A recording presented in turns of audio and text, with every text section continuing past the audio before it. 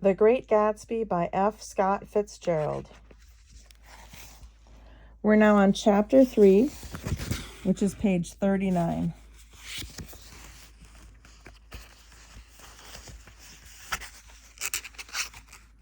There was a music from my neighbor's house through the summer nights. In his blue gardens, men and girls came and went like moths among the whisperings and the champagne and the stars. At high tide in the afternoon, I watched his guests diving from the tower of his raft or taking the sun on the hot sand of his beach, while his 2 motorboats slit the waters of the Sound, drawing aquaplanes over cataracts of foam. On weekends, his Rolls-Royce became an omnibus bearing parties to and from the city between 9 in the morning and long past midnight, while his station wagon scampered like a brisk yellow bug to meet all trains.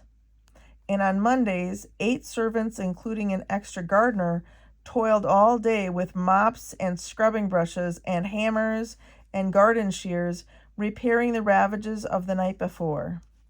Every Friday, 5 crates of oranges and lemons arrived from a fruiterer in New York. Every Monday, these same oranges and lemons left his back door in a pyramid of pulpless halves. There was a machine in the kitchen which could extract the juice of 200 oranges in a half an hour. If a little button was pressed 200 times by a butler's thumb. At least once a fortnight, a corps of caterers came down with several hundred feet of canvas and enough colored lights to make a Christmas tree of Gatsby's enormous garden. On buffet tables garnished with glistening hors d'oeuvres, spiced baked hams crowned against salads of harlequin designs, and pastry pigs and turkeys bewitched to the dark gold. In the main hall, a bar with a real brass rail was set up and stocked with gins and liquors and with cordials so long forgotten that most of his female guests were too young to know one from another. By 7 o'clock, the orchestra has arrived. No thin 5-piece affair, but a whole pit full of oboes and trombones and saxophones and viols and cornets and piccolos and low and high drums. The last swimmers have come in from the beach now and are dressing upstairs.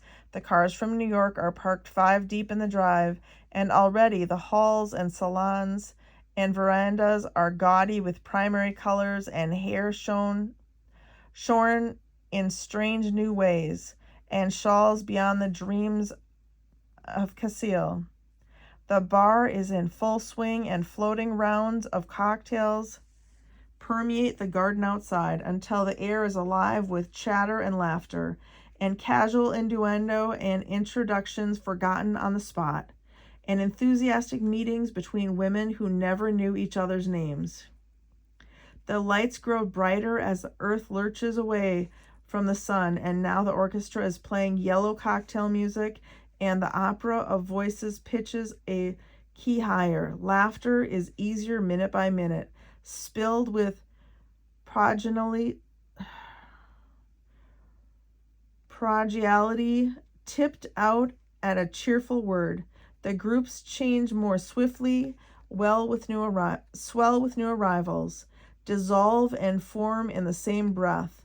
Already there are wanderers, confident girls who weave here and there among the stouter and more stable, become for a sharp, joyous moment in the center of a group, and then, excited with triumph, glide on through the sea change of faces and voices and color under the constantly changing light.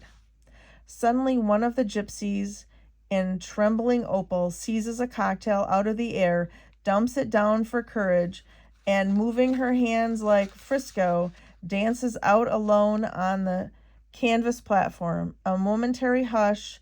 The orchestra leader varies his rhythm, obligingly for her, and there is a burst of chatter as the erroneous news goes around that she is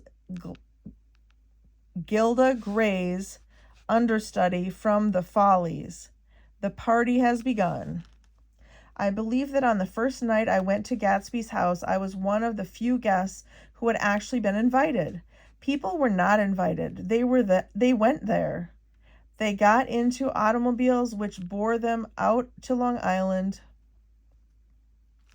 and somehow they ended up at Gatsby's door. Once there, they were introduced by somebody who knew Gatsby, and after that they were conducted themselves according to the rules of behavior associated with an amusement park. Sometimes they came and went without having met Gatsby at all, came for the party with a simplicity of heart that was its own ticket of admission. I had been actually invited. A chauffeur in a uniform of robin's egg blue crossed my lawn early that Saturday morning with a surprisingly formal note from his employer. The honor would be entirely Gatsby's, it said, if I would attend his little party that night. He had seen me several times and had intended to call on me long before, but a peculiar combination of circumstances had prevented it. Signed, J. Gatsby, in a majestic hand. Dressed up in white flannels, I went over to his lawn a little after 7 and wandered around rather ill at ease among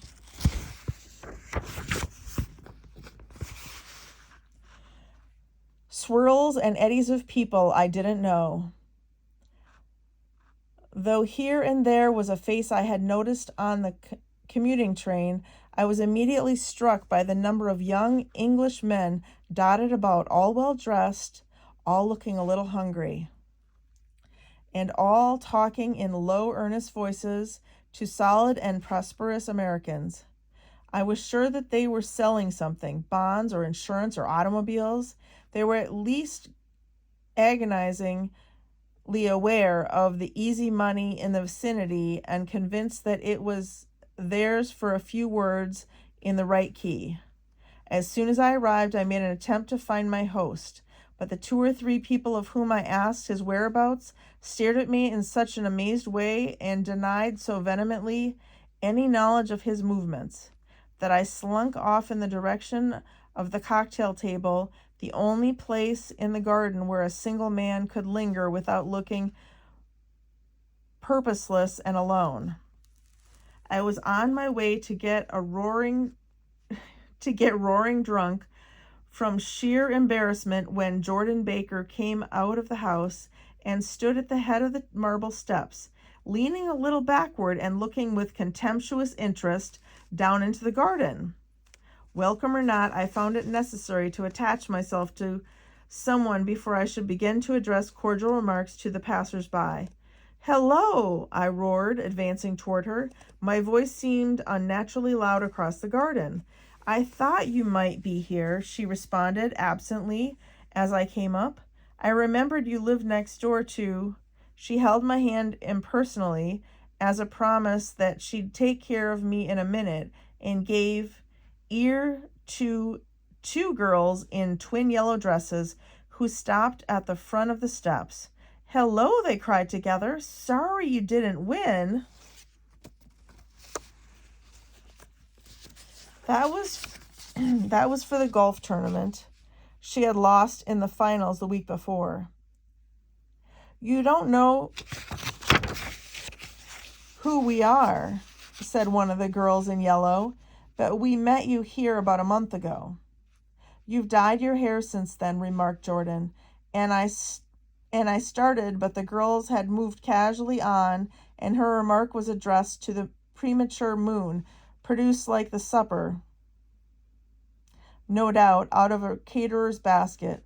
With Jordan's slender golden arm resting in mine, we descended the steps and sauntered about the garden. A tray of cocktails floated at us through the twilight, and we sat down at the table with the 2 girls in yellow and 3 men, each one introduced to us as Mr. Mumble. "Do you come to these parties often?" inquired Jordan of the girl beside her.